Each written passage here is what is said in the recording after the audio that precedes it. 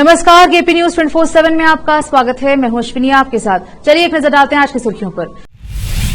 यह सुनिश्चित किया जाए कि द्वितीय पीयूसी परीक्षा व्यवस्थित ढंग से आयोजित की जाए। अतिरिक्त जिला कलेक्टर शिव कुमार शिलवंत के निर्देश। बीदर शहर के जनवाड़ा रोड पर यातायात में बाधा, सरकारी बस रॉन्ग साइड से चलते नजर आई। कर्नाटक बजट सत्र बुधवार तक बढ़ाए जाने की संभावना, सीएम सिद्धरामैया ने कहा।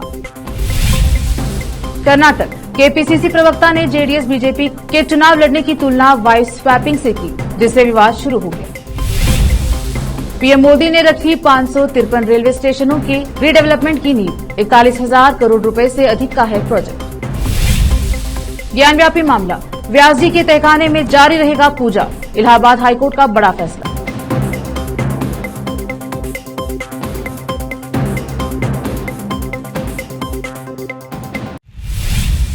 अब समाचार विस्तार से। डिप्टी कलेक्टर शिव कुमार शिलवंत ने कहा कि अधिकारियों को यह सुनिश्चित करना चाहिए कि दूसरी पीयूसी वार्षिक परीक्षा बिना किसी समस्या के सुचारू रूप से आयोजित की जाए। उन्होंने तालुका स्तर के अधिकारियों के साथ वीडियो कॉन्फ्रेंसिंग के माध्यम से अधिकारियों की बैठक 1 मार्च से 23 मार्च तक पीयूसी वार्षिक परीक्षाएं होंगी और जिले के 190 कॉलेजों के 33 केंद्रों पर कुल 21,551 छात्र छात्राएं परीक्षा दे रहे हैं। परीक्षा केंद्रों में सीसीटीवी अनिवार्य है। किसी भी प्रकार की नकल रोकने के लिए टीवी कैमरे लगाए जाए। परीक्षा तिथि के दौरान परीक्षा केंद्रों के आसपास की जेरोक्स दुकानें, कंप्यूटर सेंटर एवं साइबर सेंटर अनिवार्य रूप से बंद रहेंगे।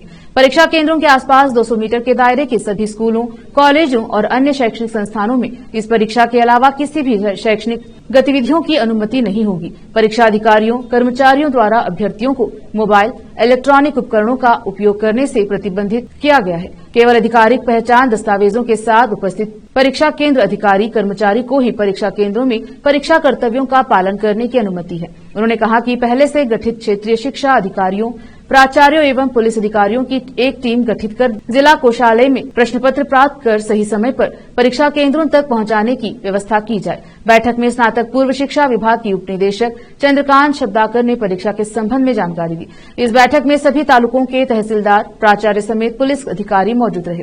विशेष संवाददाता की रिपोर्ट। बीदर शहर की सबसे व्यस्त सड़क जनवाड़ा रोड, जो बीदर से औराद तालुका सहित महाराष्ट्र के शहरों को जोड़ती है। ऐसे में यह सड़क के पास रहे सिद्धार्थ कॉलेज के सम्मुख बस स्टैंड, जहां से औराद सहित अन्य ग्रामों के लिए बस रुकती हैं और निकलती हैं। इसी के साथ साथ कुछ निजी वाहन भी यहां से ग्राम के लिए सवारियां लेती हैं और छोड़ती हैं। इस व्यस्त सड़क पर सिद्धार्थ कॉलेज, एक विद्यार्थी हॉस्टल सहित वरिष्ठ अधिकारियों के आवास आदि स्थित हैं, जिससे यहां पर आए दिन यातायात में कुछ कठिनाई आती है। बस स्टैंड पर सरकारी बसों को आवाजाही लगी रहती है, लेकिन सरकारी बसों के चालक खुद ही यातायात नियमों का उल्लंघन करने से यातायात में बाधा आ रही है। जब सरकारी बस रॉन्ग साइड से बस स्टैंड में प्रवेश और बाहर निकले तो इस बड़ी बस के कारण सड़क पर ट्रैफिक जाम होता जा रहा है। यह घातक और दुर्घटना होने का खतरा भी है। इससे सड़क से गुजरने वालों को अधिक कठिनाई का सामना करना पड़ा है। छात्र कॉलेज और हॉस्टल को आते जाते हैं, उन्हें भी इस दिक्कत का सामना करना पड़ रहा है। विभाग को चाहिए कि इस पर ध्यान देते हुए सरकारी बस चालकों को कड़े निर्देश जारी करे और यातायात को सुगम बनाए। कैमरामैन पप्पूराज का कवरेज। मुख्यमंत्री सिद्धरामैया ने कहा है कि विधानमंडल का बजट सत्र, जिसे सोमवार तक 1 दिन के लिए बढ़ाया गया था, उसको बुधवार तक बढ़ाए जाने की संभावना है। 10 दिवसीय सत्र शुक्रवार को समाप्त हो जाना चाहिए था, लेकिन सीएम को तेज बुखार और गले में खराश के कारण कार्य सलाहकार समिति ने चल रहे सत्र को सोमवार तक बढ़ा दिया। ऐसा ताकि सिद्धरामैया को बजट पर चर्चा का जवाब देने के साथ साथ बजट पारित कराने की सुविधा मिल सके। सीएम ने कहा कि यह कांग्रेस विधायक राजा वेंकटप्पा नाइक की मृत्यु के मद्देनजर बुधवार को बजट पारित करने की मांग करेगा। सत्तारूढ़ दल के सदस्य और नेता सोमवार को सुरपुर विधायक के अंतिम संस्कार में भाग लेंगे। विधानसभा सचिवालय के सूत्रों ने बताया कि विधायक की मृत्यु से राज्यसभा चुनाव में एक उम्मीदवार की जीत के लिए आवश्यक कुल वोटों 45 पर कोई असर नहीं पड़ेगा। उन्होंने कहा, एक सीट जीतने के लिए एक उम्मीदवार को अभी भी 45 वोटों की आवश्यकता है। केपीसीसी के प्रवक्ता एम लक्ष्मण ने रविवार को भाजपा और जेडीएस गठबंधन और सीट बंटवारे पर परोक्ष रूप से कटाक्ष करते हुए यह कहकर विवाद खड़ा कर दिया कि दोनों पार्टियां पत्नी की अदला बदली की तरह अपने उम्मीदवारों की अदला बदली कर रही हैं। रविवार को कांग्रेस भवन में पत्रकारों से बात करते हुए लक्ष्मण ने कहा कि 2 साल पहले भाजपा सरकार के दौरान पुलिस ने बेंगलुरु में पत्नी की अदला बदली के रैकेट का भंडाफोड़ किया था। पत्नी की अदला बदली का मतलब विवाहित जोड़ों के बीच कुछ घंटों के लिए पत्नियों की अदला बदली करना है। पुलिस द्वारा बेंगलुरु में नेटवर्क को क्रैक करने के बाद यह बड़ी खबर थी। अब मीडिया बीजेपी और जेडीएस के बीच सीट बंटवारे को अदला बदली बता रही है। मीडिया में यह बताया गया है कि मंड्या, हासन और बेंगलुरु ग्रामीण लोकसभा सीटें जेडीएस को दी गई हैं और कोलार और तुमकुर निर्वाचन क्षेत्रों में पार्टियां उम्मीदवारों की अदला बदली कर रही हैं। कोलार में जेडीएस उम्मीदवार बीजेपी के सिंबल पर चुनाव लड़ेंगे और तुमकुर में बीजेपी उम्मीदवार जेडीएस के सिंबल पर चुनाव लड़ेंगे। इसे स्वैपिंग कहते हैं। यहां तक कि मैसूर लोकसभा क्षेत्र के लिए अदला बदली की भी योजना बनाई जा रही है। लक्ष्मण ने कहा कि उम्मीदवारों की अदला बदली की नई प्रणाली के माध्यम से भाजपा ने जेडीएस को नष्ट करने की योजना बनाई है। कर्नाटक के मुख्यमंत्री सिद्धरामैया ने सोमवार को सभी सरकारी स्कूलों में राज्यव्यापी अन्नपूर्णा मॉर्निंग पोषण कार्यक्रम शुरू किया। यह कार्यक्रम सद्गुरु श्री मधुसूदन साई के दिमाग की उपज है, जिसका आदर्श वाक्य किसी भी बच्चे को कभी भी भूखा स्कूल न जाने दे। श्री सत्य साई अन्नपूर्णा ट्रस्ट के अनुसार कर्नाटक पिछले 9 वर्षों से अन्नपूर्णा की सेवाओं का केंद्र रहा है और राज्य में केवल 50 बच्चों को भोजन खिलाने से जो शुरुआत हुई वह धीरे धीरे बढ़कर 5085 स्कूलों में लगभग 3,62,243 बच्चों तक पहुंच गई है, जो आज चरम पर पहुंच गई है। पूरे कर्नाटक में 53,619 स्कूलों तक पहुंचने के लिए और अतिरिक्त 55 लाख बच्चों को अपनी देखरेख में लेने के लिए। ट्रस्ट के एक बयान में कहा गया है कि इसके साथ कर्नाटक के लगभग सभी सरकारी स्कूल जाने वाले बच्चों को विशेष रूप से बच्चों के लिए अनूठे बहुपोषक तत्व पूरक साइशोर के माध्यम से सुबह का पोषण मिलेगा। रुकते हैं छोटे से ब्रेक के लिए, जल्द लौटेंगे ब्रेक के बाद।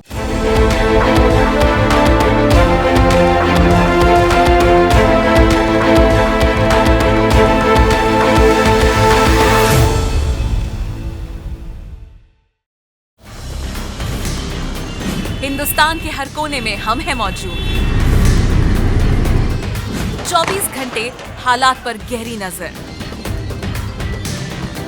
खबरों से जुड़े चुपते सवालात और आपको दिखाता है धार्मिक, सामाजिक, राजनीतिक, लोकल और इंटरनेशनल न्यूज की सबसे बेहतर कवरेज, जो आपको रखती है हर पल बाखबर। देश और दुनिया भर की खबर के लिए देखते रहें केपी न्यूज 24/7। ब्रेक के बाद स्वागत है आपका, देखते हैं समाचार। प्रधानमंत्री नरेंद्र मोदी आज देश में 553 रेलवे स्टेशनों के पुनर्विकास के लिए नींव रख दी है। आज रेलवे के लिए बड़ा दिन माना जा रहा है। पीएम ने आज दोपहर 12:30 पर 41,000 करोड़ रुपए से अधिक की 200 रेलवे की इंफ्रास्ट्रक्चर प्रोजेक्ट देश को समर्पित किया है। जानकारी के लिए बता दें कि ये रेलवे स्टेशन 27 राज्यों व 9 केंद्र शासित प्रदेशों में है। पीएम ने इस मौके पर कहा कि मैं युवाओं से कहना चाहता हूं कि उनके सपने ही मेरा संकल्प है। आपके सपने, कड़ी मेहनत और मेरा संकल्प विकसित भारत की गारंटी है। जानकारी के लिए बता दें कि देश की इन रेलवे स्टेशनों पर विश्व स्तरीय सुविधाएं उपलब्ध कराने पर बल दिया जाएगा। इस सिलसिले में अमृत भारत स्टेशन योजना के अंतर्गत पीएम आज 553 रेलवे स्टेशनों के पुनर्विकास कार्यक्रम की आधारशिला रखेंगे। इतना ही नहीं, प्रधानमंत्री यूपी में 385 करोड़ की लागत से पुनर्विकसित गोमती नगर स्टेशन का भी उद्घाटन करेंगे। भविष्य में यात्रियों की बढ़ती संख्या को देखते हुए इस रेलवे स्टेशन पर आगमन और प्रस्थान की अलग अलग व्यवस्था की गई है। यह रेलवे स्टेशन वातानुकूलित और आधुनिक सुविधाओं से लैस है। इससे पहले प्रधानमंत्री मोदी ने ट्वीट कर जानकारी दी थी कि वो आज 553 रेलवे स्टेशनों की नींव रखेंगे। पीएम ने ट्वीट में कहा था, आज हमारे रेलवे के लिए एक ऐतिहासिक दिन है। दोपहर 12:30 पर 41,000 करोड़ रुपए से अधिक की 2000 रेलवे बुनियादी ढांचा परियोजनाएं राष्ट्र को समर्पित की जाएंगी। यात्रा अनुभव को बढ़ाने के लिए 553 स्टेशनों का उद्घाटन किया जाएगा। अमृत भारत स्टेशन योजना के तहत पुनर्विकास किया जाएगा। इन स्टेशनों की आधारशिला रखी जाएगी। पूरे भारत में ओवरब्रिज और अंडरपास का भी उद्घाटन किया जाएगा। ये कार्य लोगों के लिए ईज ऑफ लिविंग को आगे बढ़ाएंगे। व्यासजी तहखाने में पूजा को लेकर इलाहाबाद हाईकोर्ट ने बड़ा फैसला सुनाया है। कोर्ट ने मुस्लिम पक्ष की याचिका को खारिज करते हुए कहा कि तहखाने में पूजा जारी रहेगी। बता दें कि पिछले दिनों वाराणसी जिला जज ने व्यास जी के तहखाने में हिंदू पक्ष को पूजा करने की इजाजत दी थी, जिसके बाद मुस्लिम पक्ष हाईकोर्ट गया था। वहीं हाईकोर्ट से याचिका खारिज करने के बाद अब मुस्लिम पक्ष सुप्रीम कोर्ट जा सकता है। हाईकोर्ट ने आदेश सुनाते हुए कहा कि वाराणसी जिला जज ने जो पिछले दिनों पूजा करने का आदेश दिया था वह जारी रहेगा। बता दें कि इलाहाबाद उच्च न्यायालय में न्यायमूर्ति रोहित रंजन अग्रवाल की पीठ ने ज्ञानव्यापी मस्जिद का प्रबंधन करने वाली संस्था अंजुमन इंतजामिया मस्जिद समिति द्वारा दायर अपील पर सुनवाई की थी और अपना फैसला सुरक्षित कर लिया था। वहीं इस मामले में ज्ञानव्यापी मामले में हिंदू पक्ष के वकील विष्णु शंकर जैन ने कहा, आज इलाहाबाद हाईकोर्ट ने अंजुमन इंतजामिया की दोनों याचिकाओं को खारिज कर दी। इसका मतलब कि जो पूजा चल रही थी वह वैसे ही चलती रहेगी। अगर वे सुप्रीम कोर्ट जाएंगे तो हम भी सुप्रीम कोर्ट में अपनी बात रखेंगे। दिसंबर 1993 के बाद ज्ञानव्यापी के प्रांगण में बैरिकेड वाले क्षेत्र में प्रवेश करने पर रोक लगा दी गई थी, जिसके बाद से व्यास जी के तहखाने में पूजा नहीं हो रही थी। राग भोग संस्कार भी रुक गए थे। हिंदू पक्ष ने कोर्ट में इस बात का भी दावा किया था कि ब्रिटिश शासन काल में भी यहाँ पूजा होती थी। हिंदू धर्म की पूजा से संबंधित सामग्री और बहुत सी प्राचीन मूर्तियां और धार्मिक महत्व की अन्य सामग्री उक्त तहखाने में मौजूद है। उत्तर प्रदेश में लोकसभा चुनाव से पहले ही 27 फरवरी यानी मंगलवार को होने वाले राज्यसभा चुनाव में कड़ी टक्कर देखने को मिलेगी, जिसमें 10 सीट के लिए भाजपा ने 8 और विपक्षी समाजवादी पार्टी ने 3 उम्मीदवार उतारे हैं। देश में आम चुनाव से ठीक पहले हो रहे राज्यसभा चुनाव के नतीजों का उत्तर प्रदेश की राजनीति में गहरा प्रभाव पड़ेगा। सत्तारूढ़ भारतीय जनता पार्टी, भाजपा और मुख्य विपक्षी दल समाजवादी पार्टी के पास 7 और 3 सदस्यों को निर्विरोध राज्यसभा भेजने के लिए विधानसभा सदस्यों का पर्याप्त संख्या बल है, लेकिन भाजपा ने अपने 8वें उम्मीदवार के रूप में संजय सेठ को मैदान में उतारा है, जिससे एक सीट पर कड़ी प्रतिस्पर्धा होने की संभावना है। संजय पहले ही सपा में थे और 2010 में भाजपा में शामिल हुए। यूपी में राजस्थान की 10 सीटों के लिए मंगलवार को मतदान होगा और उसी दिन नतीजे भी घोषित कर दिए जाएंगे। 403 सदस्यों की राज्य विधानसभा में भाजपा और सपा 2 सबसे बड़े दल हैं, जिनकी पास क्रमशः 252 विधायकों और 108 विधायकों की संख्या मौजूद है। तो वहीं सपा की गठबंधन सहयोगी कांग्रेस के पास बस 2 ही सीट हैं। भाजपा की सहयोगी अपना दल सोनेलाल के पास 13, निषाद पार्टी के पास 6, राष्ट्रीय लोकदल के पास 9, सोहेलदेव भारतीय समाज पार्टी सुभा सपा के पास 6, जनसत्ता दल लोकतांत्रिक के पास 2 और बहुजन समाज पार्टी के पास 1 सीट है। अब वक्त एक और छोटे से ब्रेक का, जल्द लौटेंगे ब्रेक के बाद।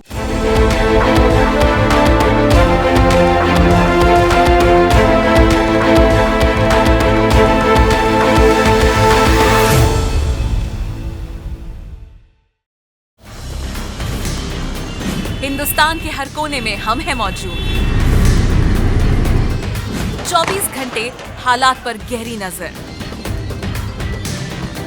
खबरों से जुड़े चुपते सवालात और आपको दिखाता है धार्मिक, सामाजिक, राजनीतिक, लोकल और इंटरनेशनल न्यूज की सबसे बेहतर कवरेज, जो आपको रखती है हर पल बाखबर। देश और दुनिया भर की खबर के लिए देखते रहें केपी न्यूज 24/7। ब्रेक के बाद स्वागत है आपका, देखते हैं समाचार। राष्ट्रीय लोकदल आरएलडी के अध्यक्ष जयंत चौधरी ने रविवार को मथुरा में कहा कि राष्ट्रीय जनतांत्रिक गठबंधन एनडीए में उनकी पार्टी के शामिल होने के संबंध में अभी औपचारिक घोषणा नहीं हुई है, इसीलिए अभी सीटों के बंटवारे पर भी कुछ तय नहीं हुआ है। उन्होंने कहा कि उम्मीद है कि यह घोषणा जल्द ही होगी और तभी सीटों पर निर्णय हो पाएगा। बता दें कि आरएलडी मुखिया रविवार को अपने सभी विधायकों के साथ चुनाव से पहले ही तैयारियों के संबंध में मथुरा के स्थानीय कार्यालय में आयोजित बैठक में भाग लेने के लिए पहुंचे थे। वहीं इस दौरान मथुरा से चुनाव लड़ने के सवाल पर जयंत चौधरी ने पत्रकारों से कहा कि भारतीय जनता पार्टी बीजेपी के नेताओं से उनकी बात जरूर हुई है, लेकिन अभी एनडीए में शामिल होने की औपचारिक घोषणा नहीं हुई है। उन्होंने कहा कि औपचारिक निर्णय हो जाने के बाद ही उनके दल को मिलने वाली सीटों का निर्धारण होगा, तभी तय हो सकेगा कि मथुरा से कौन चुनाव लड़ेगा। इससे पहले चौधरी ने गणेशराम मार्ग स्थित कार्यालय पर सभी 10 विधायकों के साथ पार्टी की आगामी गतिविधियों और लोकसभा चुनाव की तैयारियों को लेकर करीब आधे घंटे तक चर्चा की। निर्वाचन आयोग की ओर से लोकसभा चुनाव 2024 का ऐलान कभी भी किया जा सकता है। इससे पहले सभी राजनीतिक दलों की ओर से तैयारियां शुरू कर दी गई हैं। समाजवादी पार्टी समेत कई दलों की ओर से अपने उम्मीदवारों का भी ऐलान कर दिया गया है। इस बीच खबर आई है कि आम आदमी पार्टी की ओर से जल्द ही लोकसभा चुनाव के उम्मीदवारों का ऐलान किया जा सकता है। आइए जानते हैं इससे जुड़ी सभी अपडेट। आम आदमी पार्टी आगामी लोकसभा चुनाव के लिए अपने प्रत्याशियों का ऐलान कल मंगलवार को कर सकती है। सूत्रों के मुताबिक कल दोपहर में आप के पीएसी की मीटिंग होगी। इसमें लोकसभा उम्मीदवारों के नाम को लेकर चर्चा होगी। जानकारी के मुताबिक इसके बाद कल आम आदमी पार्टी अपने लोकसभा उम्मीदवारों के नाम जारी कर देगी। रूस और यूक्रेन में जंग के बीच श्रीलंका ने एक बड़ा कदम उठाया है। इस कदम के तहत श्रीलंका ने रूस और यूक्रेन के हजारों पर्यटकों को 2 सप्ताह में अपने देश से बाहर जाने को कहा।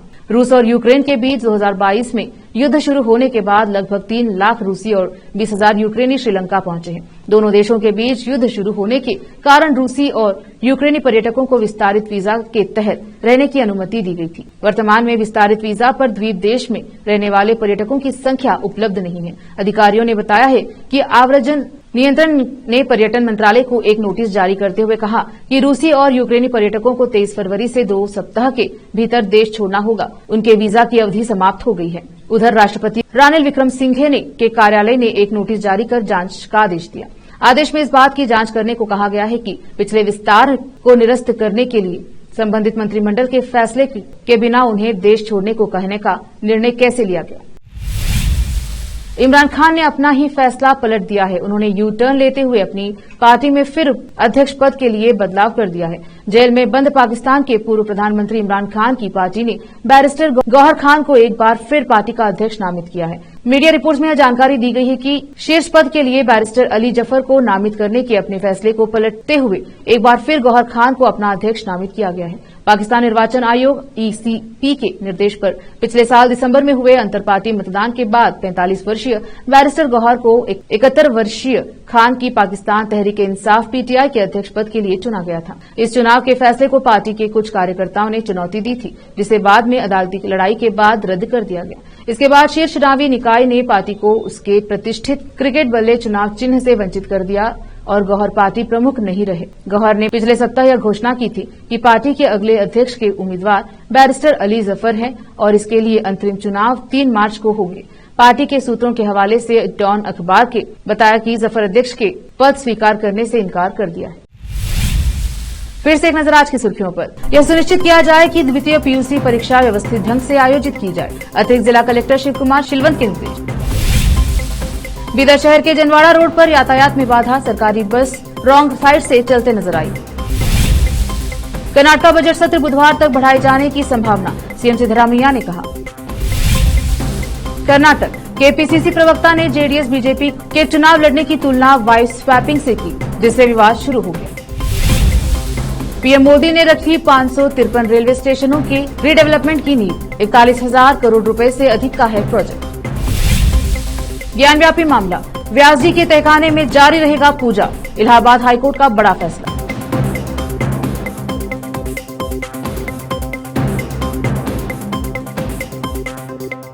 केपी न्यूज के बुलेटिन में आज इतना ही। देखते रहिए केपी न्यूज 24/7। धन्यवाद।